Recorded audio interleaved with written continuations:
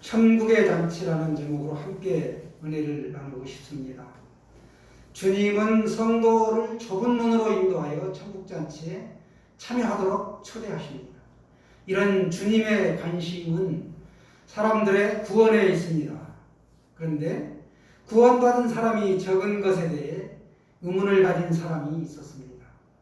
주님은 그에게 많다, 적다라는 대답 대신에 좁은 문으로 들어가라고 하셨습니다.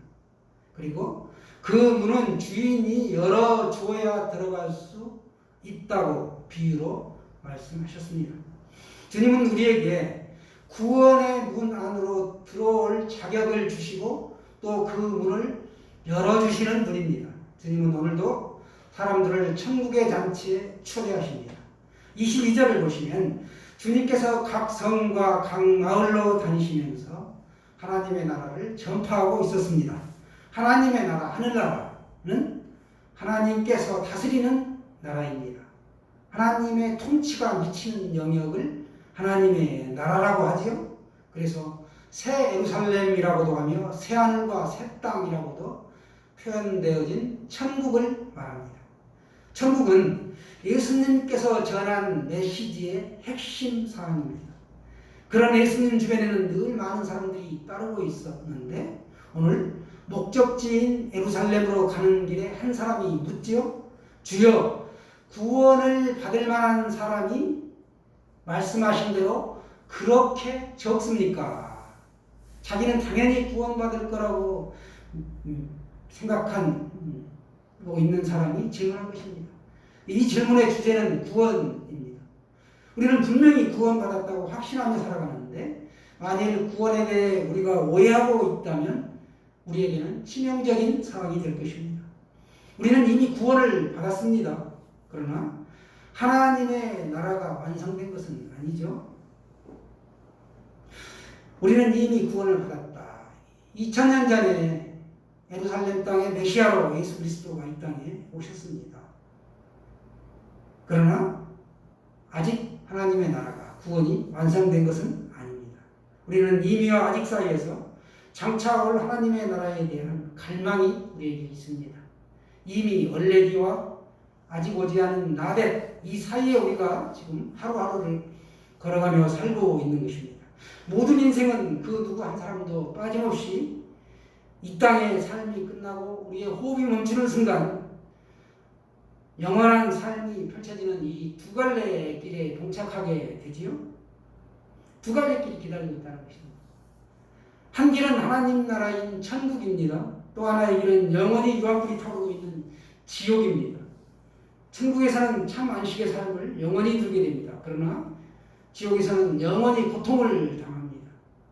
자신의 호흡이 멈추는 순간 지옥이 아닌 천국으로 갈 수 있는 자격이 바로 구원이라는 것입니다. 천국에서 영생을 누리는 이 구원을 받아야 하는데 선행되는 일이 있습니다. 제가 일본을 가는데 입국 심사대를 통과하게 되었습니다.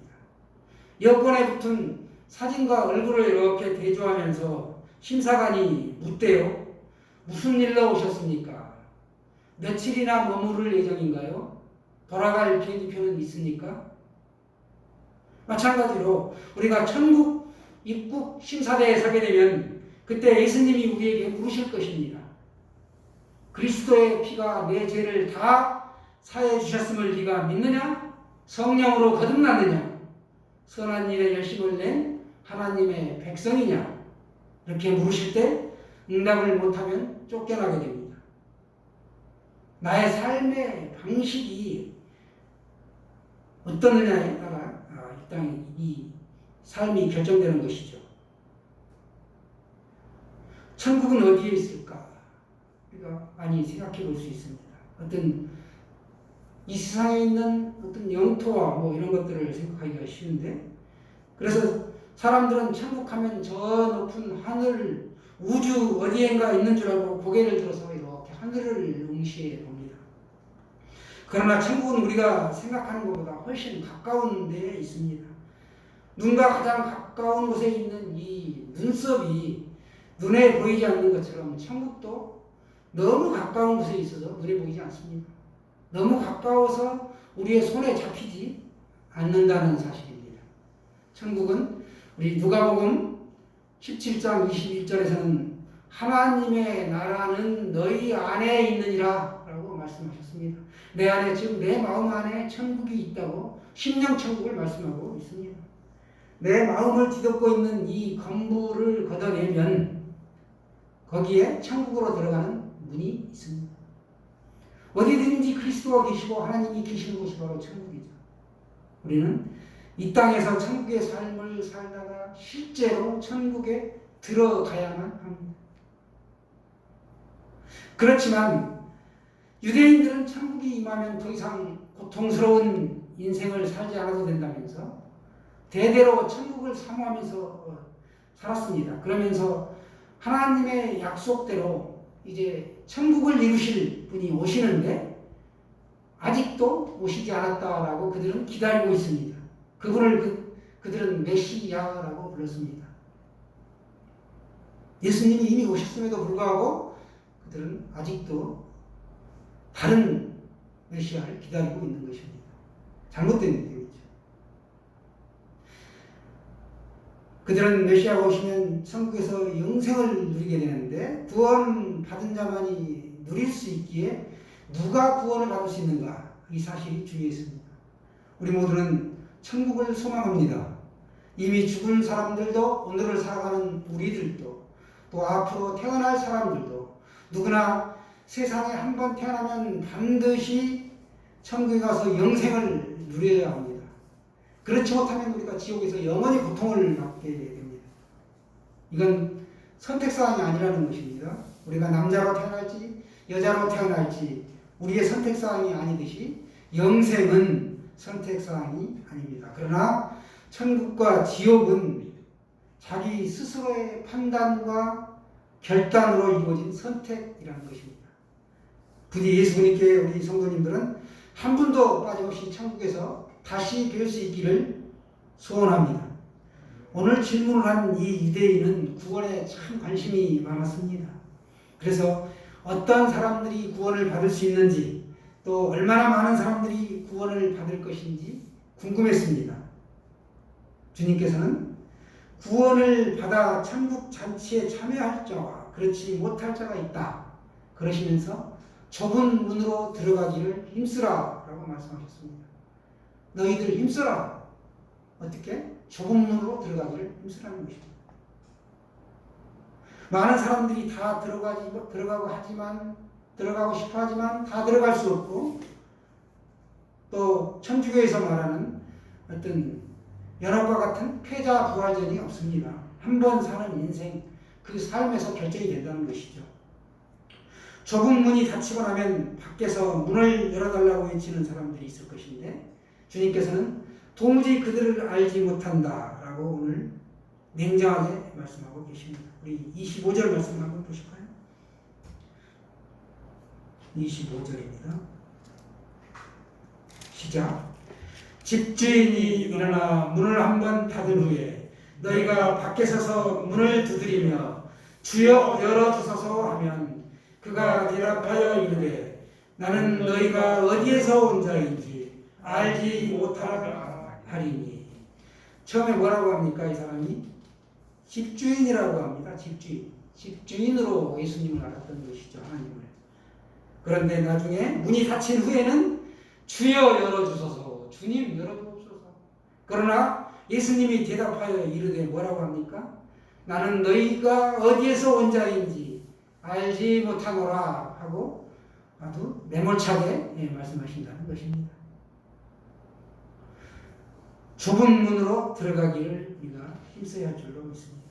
우리는 주님 앞에서 먹고 마셨으며 주님께서 가르치시는 현장에서 있었다고 호소하겠지만 주님은 단호하게 딱 잘라 나는 너희가 어디에서 왔는지 알지 못하노라. 그리고 행악하는 모든 자들아 나를 떠나가라. 이렇게 하실 것입니다. 주님께서는 우리의 믿음과 이 구원에 대해 아주 중요한 말씀을 하시고 계십니다. 주님 주변에 있었다는 사실만으로 우리가 구원을 받을 수 없다는 것이죠. 이 질문을 한 사람은 유대인이었기 때문에 여호와 하나님께서 구원의 복을 아브라함의 후손인 자신들에게만 주셨다라고 생각하고 있었습니다. 그래서 예수님을 쫓아다니는 무리 가운데, 이 삭혀있던 무리 가운데 사마리아인들이나 이방인들 중에 혹시 몇 명이라도 구원을 받을 수 있는 사람이 있는지를 캐 물은 것입니다. 오늘 우리도 이런 생각을 하기 쉽다는 것이죠. 지금 내가 주일 성수하며 예배 자리에 앉아 있으니까, 내가 또 교회에 다니니까 나는 당연히 구원받아 천국의 잔치에 초청받을 것이라고, 참여할 것이라고 생각하기 쉽다는 것입니다. 성경은 뭐라고 말씀하시나요? 나더러 주여 주여 하는 자마다 다 천국에 들어갈 것이 아니요 다만 하늘에 계신 내 아버지의 뜻대로 행하는 자라야 들어가리라. 이렇게 마태복음 7장 21절에서 말씀하고 있습니다. 나더러 주여 주여 하는 자마다, 주님 주여 주여 한다. 이건 하나님 앞에 기도하는데 힘쓰지 않는 자는 들어가지 못한다. 기도하는 사실을 말씀하고 있습니다. 누구나 다 기도한다고 천국에 들어가는 것이 아니라는 것입니다. 기도하면 성도의 호흡이지요. 살아있는 자와 죽은 자를 우리가 가장 쉽고도 분명하게 알 수 있는 것. 그 차이가 바로 무엇일까요? 호흡이 있느냐 없느냐에 있습니다. 호흡하지 않으면 우리 육체가 죽듯이 기도하지 않으면 영혼이 죽습니다. 기도는 성도의 영적인 호흡이기 때문에 그런 것이죠. 기도하는 성도는 살아있는 성도입니다. 사랑하는 여러분, 기도에 힘쓰시기 바랍니다. 한번 닫힌 문을 두드리는 자, 이 사람도 역시 구원받지 못한다라고 오늘 25절에서 말씀하고 있습니다. 오늘이 나에게 주어진 마지막 기회라는 이 비장한 마음으로 살아야 하는데, 이 핑계 저 핑계로 신앙의 삶을 살지 못하는 사람들을 말하고 있습니다. 또 주님께서 주신 것을 먹고 마셨지만 구원받지 못한 사람들이 있다고 26절에서 말씀합니다. 유대인들은 함께 식사하는 유대관계를 매우 중요시했습니다. 그러나 그들은 정작 예수님과 깊은 내면의 영적인 교제가 없는 형식적인 유대관계에 그쳤습니다.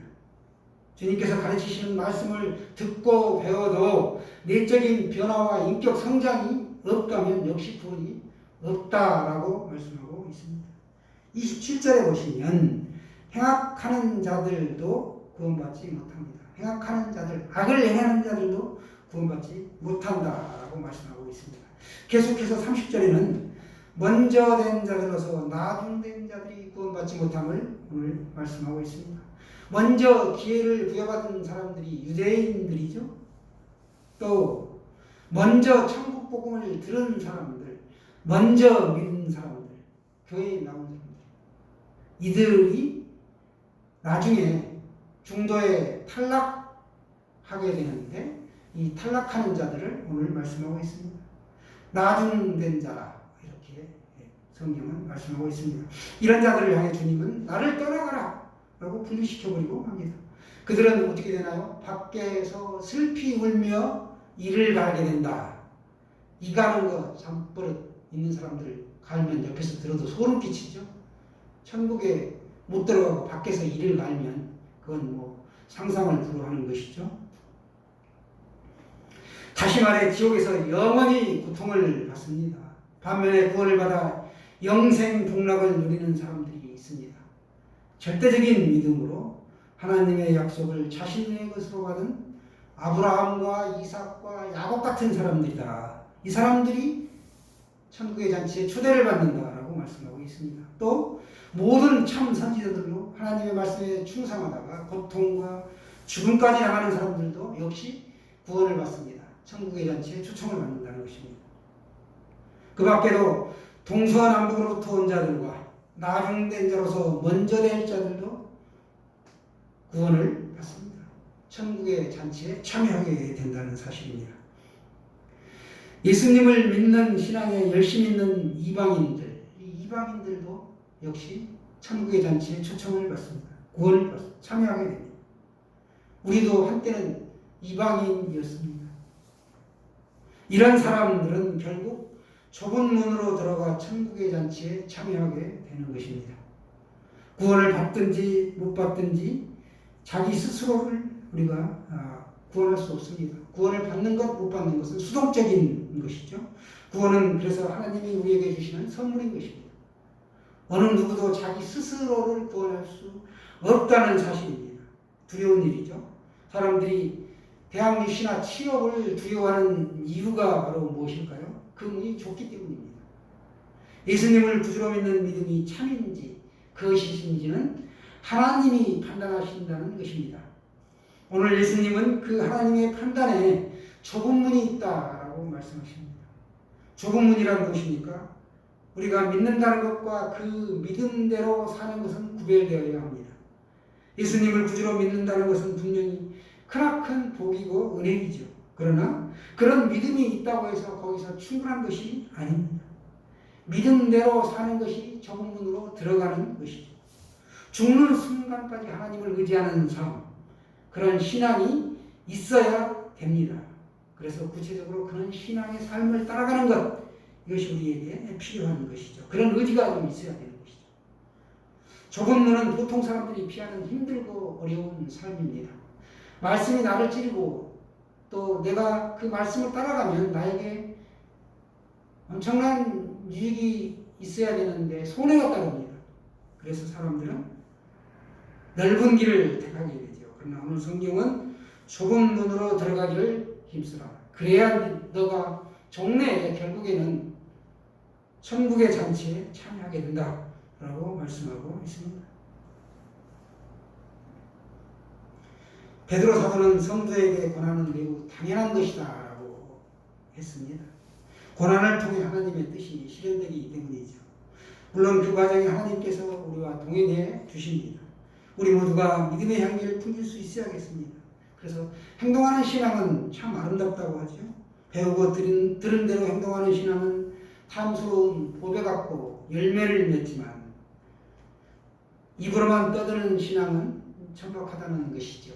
그래서 신앙의 현수성은 항상 오늘 여기에서라는 것입니다. 많은 사람들이 과거 완료형의 신앙을 종종 이야기합니다. 그것은 자신을 속이는 것입니다. 우리는 현재 진행형의 신앙을 가져야 합니다. 예전에 우리가 아무리 열심히 주님을 섬겼다고 한들 지금 그 하나님을 멀리한다면 무슨 소용이 있겠습니까? 우리가 시간이나 물질을 사용하는 데 있어서 신앙의 비중이 내 삶의 부분에서 얼마만큼 차지하는가 저울질 해봐야 합니다. 저를 비롯한 우리 여러분의 삶의 내용이 신앙과 얼마나 깊은 연관을 맺고 있는지도 우리가 한번 뒤돌아보아야 합니다. 사도 바울은 우리에게 매우 단순한 삶의 방식을 가르쳐주고 있습니다. 주를 위해서 먹고 주를 위해서 살라라고 합니다. 그러나 세상은 어떻게 말하나요? 살기 위해서 먹고 먹기 위해서 산다라고 합니다. 나의 선택과 결정과 행동이 예수님과 상관이 없다. 이것은 구원받은 것이 아니라는 것이죠. 우리의 신앙은 모양을 내는 장식품이 아니라 우리의 삶을 움직이는 동력이 되어야 합니다. 주님이 사람들을 천국의 잔치에 초대하시는 이유는 바로 구원받게 하려는 것이라는 것입니다. 우리는 주님을 대신하여 하나님 나라의 잔치에 초청장을 마구마구 전달하는 사람입니다. 주님은 오늘도 사람들의 응답을 기대하고 계십니다. 우리들의 삶의 현장에서 우리에게 어떠한 어려움이 닥쳐도 우리가 절대로 당하지 마시고 낙심하지 마시고 세상 사람들이 가는 넓은 일반적인 보통 길이 아니라 신앙의 길, 믿음의 길로 직진하셔야 된다는 것이죠. 그렇게 하면 천국의 잔치에 참여하게 되고 그곳에서 영생 복락을 누리게 될 것입니다. 할렐루야. 준비하신 점을 하나님 앞에